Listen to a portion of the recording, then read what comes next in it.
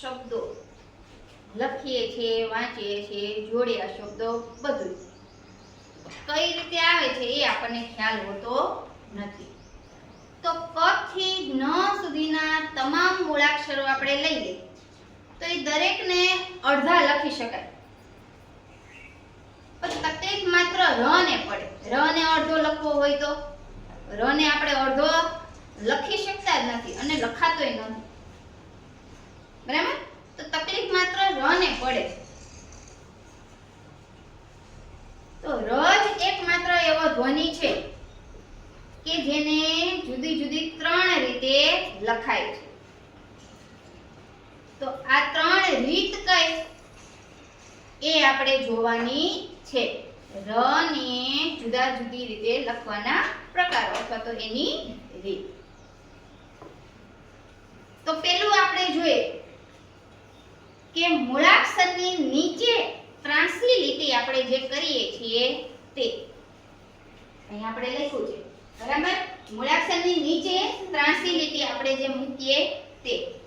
તો ત્રાંસી લીટી આપણે બે રીતે મૂકીએ છીએ. એક તો એક વખત ત્રાંસી લીટી કરીએ એવા શબ્દો આવે છે અને બે વખત ત્રાંસી લીટી કરીએ એવા શબ્દો આવે છે. આ શબ્દો આપણે જોઈએ.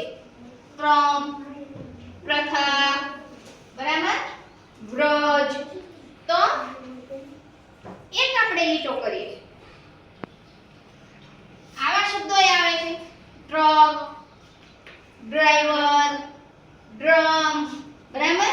તો ત્યાં બે વખત આ રીતે આપણે લીટી કરીએ.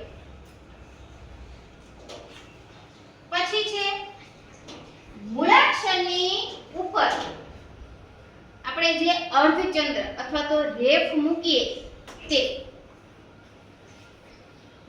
એવા કયા શબ્દો આપણે તો કહીએ કે ધર્મ, પર્વ, ગર્વ, પર્વત, પર્વત. બરાબર? તો ર ત્યાં અડધો નથી લખાતો પણ ર ની જગ્યાએ શું આવે છે? રેફ આવે છે. તો મૂળાક્ષરની ઉપર આપણે જે રેફ કરીએ તે. આ થયું બીજું. હવે ત્રીજું તો કે મૂળાક્ષરની નીચે આપણે જે રેફ કરીએ તે. અર્ધચંદ્ર આપણે કરીએ ને રેફ આપણે જેને કહીએ તો આમ છે ને ક્રુ, લુ, ક્રુ. આપણે એ રીતે વાંચીએ તો શબ્દો લે. કૃપા, કૃપાલ, કૃપાલી, મૃત, મૃત્યુ, મૃગ, પૃથ્વી, પૃથા. બરાબર? તો એ મૂળાક્ષરની નીચે રેફ આવે છે.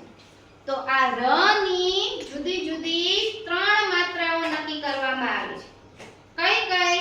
તો કે પહેલી છે મૂળાક્ષરની નીચે ત્રાંસી લીટી મૂકીએ તે. બીજી છે મૂળાક્ષરની ઉપર રેફ કરીએ તે.